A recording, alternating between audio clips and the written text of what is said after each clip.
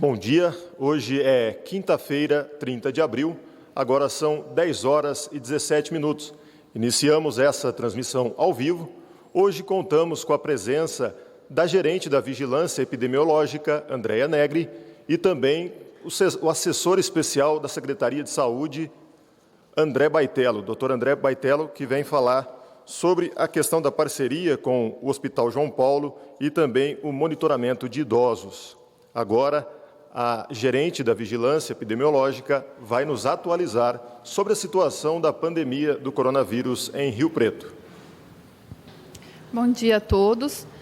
Vamos estar atualizando agora sobre a situação do final da tarde de ontem até agora de manhã, visto que a live do secretário foi ontem à tarde, atualizando aí com um aumento expressivo dos casos confirmados. Nesse momento, em São José do Rio Preto, nós temos 91 casos confirmados pelo protocolo do Ministério da Saúde, o que corresponde a 7,11% dos 1.270 testados por este protocolo.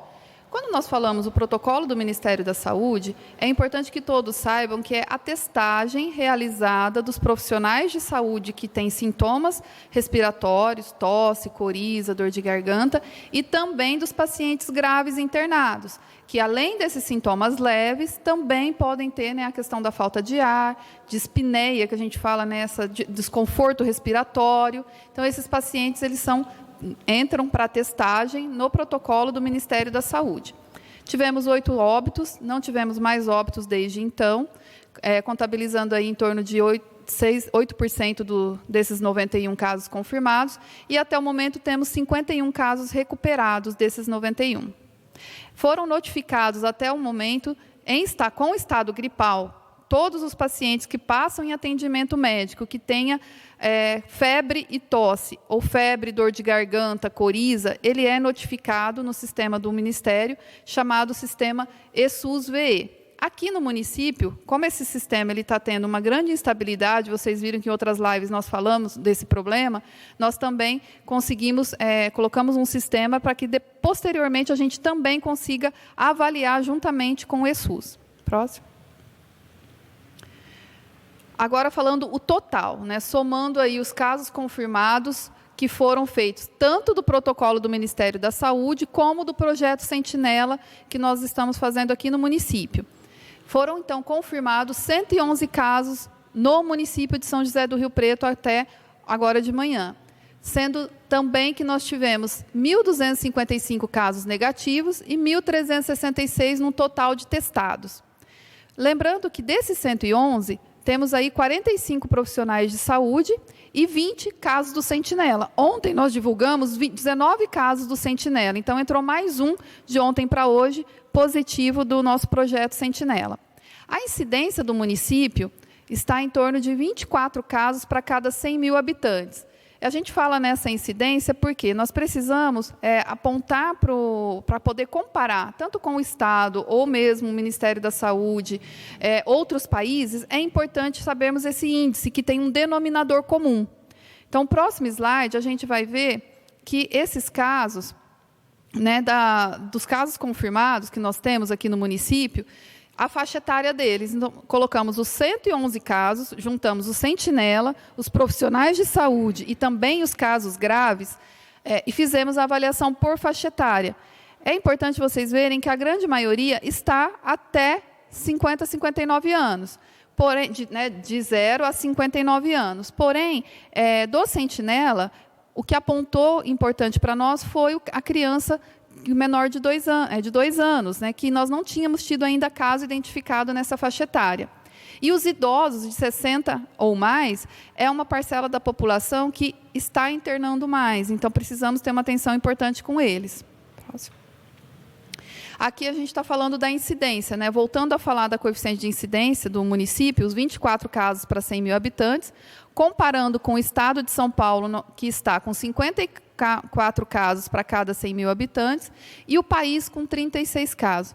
Vocês podem ver que nos quadrinhos vermelhos aí a gente tem a letalidade de cada local. Então, a nossa letalidade está em 7,2. O que isso quer dizer? Do total de casos confirmados, dos nossos 111 casos, 8 foram óbitos. Então, a gente faz esse percentual. E o país está com 7% de letalidade. O Estado ainda está com uma letalidade maior, por ser, na verdade, o Estado com maior número de casos e também mortes aqui no país. Próximo. Aqui a curva em ascendência, né, dos casos confirmados. Então, é importante ainda que todos vejam que nos últimos dias, nas últimas semanas, nós tivemos aí um pico de casos, confirmando aí praticamente 20% deles nesses últimos dias, sendo que o distanciamento social, as medidas de prevenção devem ser mantidas. É importante lembrar isso, porque os casos não estão caindo. Na verdade, os casos estão na ascensão. A gente está começando a subida. Então, as pessoas não podem ter essa falsa impressão que está tudo muito controlado. A impressão que a gente tem é que os casos, a gente precisa monitorar, as pessoas sintomáticas terem a consciência de não sair de casa, realmente para não espalhar a doença, né? Como o doutor apresentou ontem, aquele slide da transmissão de uma pessoa, pode transmitir para 3 ou 2 pessoas, e aí com isso a gente tem uma progressão exponencial, uma progressão geométrica, em que, na hora que atingir um certo número de casos, fica difícil fazer o controle. Tá? Próximo. Falando, então, dos casos internados nesse momento, então, ontem foi reportado para a gente, na Secretaria de Saúde, 50 pessoas internadas aqui no município, residentes, com síndrome respiratória aguda grave, com o caso de síndrome gripal, mais a dispneia, o ató e a insuficiência respiratória, muitas vezes, que desses 50, 36 estão em enfermaria e 14 em UTI. Esses 14 em UTI, 9 estão em ventilação mecânica, tiveram aí uma insuficiência respiratória, precisando aí de um suporte ventilatório, que falamos aí para vocês. Então, é importante a gente frisar muito isso. O monitoramento que a gente faz com os pacientes, profissionais de saúde, pacientes graves, que são positivos ou mesmo estão suspeitos, é uma forma da gente conseguir conter o avanço da doença. Mas não pode que as pessoas pensem, eu estou com sintoma gripal e não procurei um serviço de saúde, ou mesmo ainda não liguei para o 0800, essa pessoa tem uma consciência bastante importante de não circular, não ir ao mercado, vou lá na farmácia comprar um remédio, então. Se ela está com sintoma, não saia de casa. E também, voltando à questão da quarentena, não só os sintomáticos, mas todos nós, nesse momento, temos que evitar sair o máximo de casa pela quarentena aí do Estado de São Paulo, para redução da transmissão e a circulação das pessoas nas ruas e serviços, mesmo os essenciais. Se for ao supermercado, aquela regra básica, né? Não precisa ir a família inteira, vai somente uma pessoa da família. Não leve crianças, não levem os idosos aos supermercados. É importante que todo mundo tenha isso na sua rotina, né? Não veja isso como uma coisa que vai ser prejudicial, né? Mas sim que está ajudando. Muitas vezes falam, eu vou levar minha mãe porque ela está cansada de ficar em casa. Não pode, né? É o lugar que a gente tem o maior potencial de transmissão, que todo mundo precisa comprar comida. Então, pode acontecer do nosso idoso, que a gente leve para lá e ele volte doente. Obrigado, André, pelas informações, esses importantes esclarecimentos. E agora quem vai falar com a gente é o secretário especial da Secretaria de Saúde, doutor André Baitello.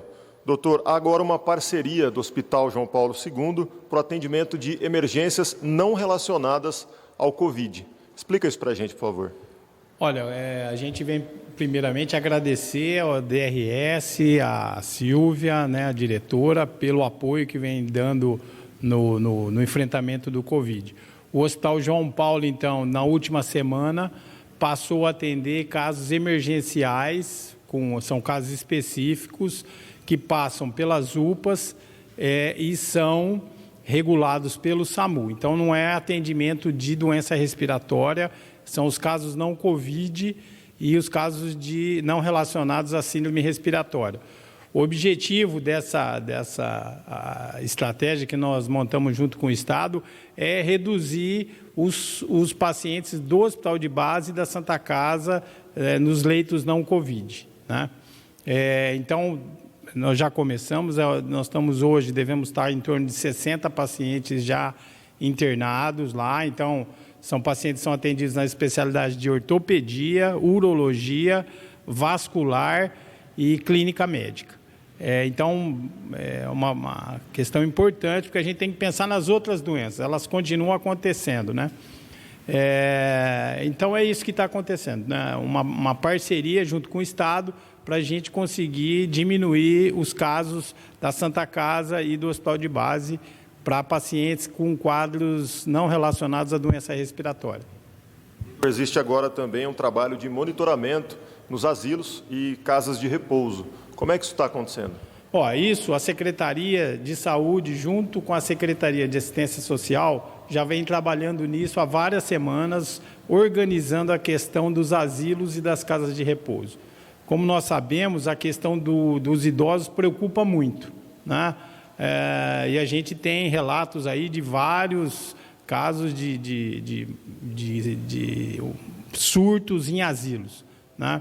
Então, preocupado com isso, tanto a Secretaria de Saúde quanto a Secretaria de Assistência Social vem trabalhando para procurar qualificar o funcionamento dessas unidades, né?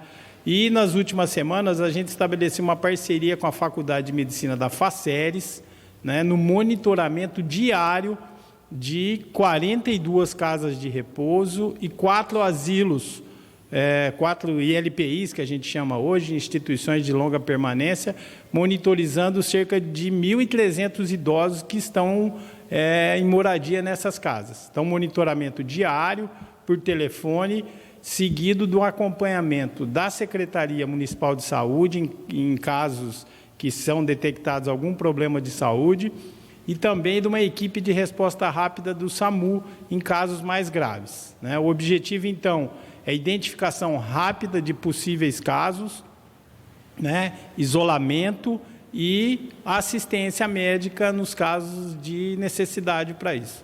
E a gente gostaria, de novo, de frisar que essa é uma parceria que a gente vem fazendo com a FACERES, tá? Joia, obrigado por esses esclarecimentos, doutor. E agora nós voltamos com a Andréia, que vai responder as perguntas enviadas pelos veículos de comunicação de Rio Preto. E a primeira pergunta é da Rádio CBN, o jornalista Rodrigo Carraro. Ele afirma que ontem foi divulgado que, dentre os contaminados pelo coronavírus, está uma criança de 2 anos. Segundo os especialistas, elas são grandes vetores da doença. Qual é o estado de saúde, ele quer saber, desse paciente, e os familiares, se eles estão sendo monitorados pela saúde, visto que a criança tem que ficar algum tempo com alguém, né? Isso mesmo, né? Nesses casos que são as crianças, precisa sempre de um cuidador direto, geralmente a mãe, né? Um pai, uma avó. Então, essas pessoas, elas também são monitoradas no seu domicílio. A criança, ela realmente, pelos estudos e relatos aí nos outros países, é um importante vetor da doença. O que é isso? Ela transmite mais e até por mais tempo. Não tem ainda nada muito concreto sobre o tempo que ela vai transmitir. Também fica dentro dos 14 dias de monitoramento, que é o padronizado para todas as pessoas. No entanto, ela está sendo monitorada juntamente com a sua família no domicílio, ela não está internada, é uma criança que está com quadro leve, tá bom? E aí, essa criança, além disso, né, não só essa criança, mas todas as outras, né, que estão com sintomas gripais, os pais devem mantê-las em casa. Evitar de deixar com quem? Com os avós. Né? É importante isso. Criança com síndrome gripal, hoje em dia, né, com sintoma respiratório, não ir para a casa dos avós. Antigamente, o que acontecia muito? Né? A mãe precisava trabalhar, o pai precisava trabalhar, ficava com o avô. Hoje, isso não é possível, porque o risco de transmissão para o idoso acaba sendo maior. Certo, agora uma pergunta da Madeline Boer, ela também é da Rádio CBN, a respeito do projeto Sentinela, que já tem apresentado o resultado. Segundo ela, existe alguma preocupação da saúde em utilizar a parte dos testes de diagnóstico em pacientes com síndrome gripal leve e precisar, no futuro, de mais testes para os casos graves, né? Estão sendo usados nos leves, se há essa preocupação de faltar depois. E como a estratégia foi pensada para que esse teste não falte? No início, né, da pandemia, os testes do Estado e do Ministério da Saúde, eles estavam centralizados no Instituto Adolfo Lutz, lá em São Paulo. Então, eles estavam demorando para sair esse resultado. E foi uma preocupação nossa, do município, em adquirir os testes para casos graves, para que realmente a gente soubesse o que estava acontecendo dentro dos hospitais.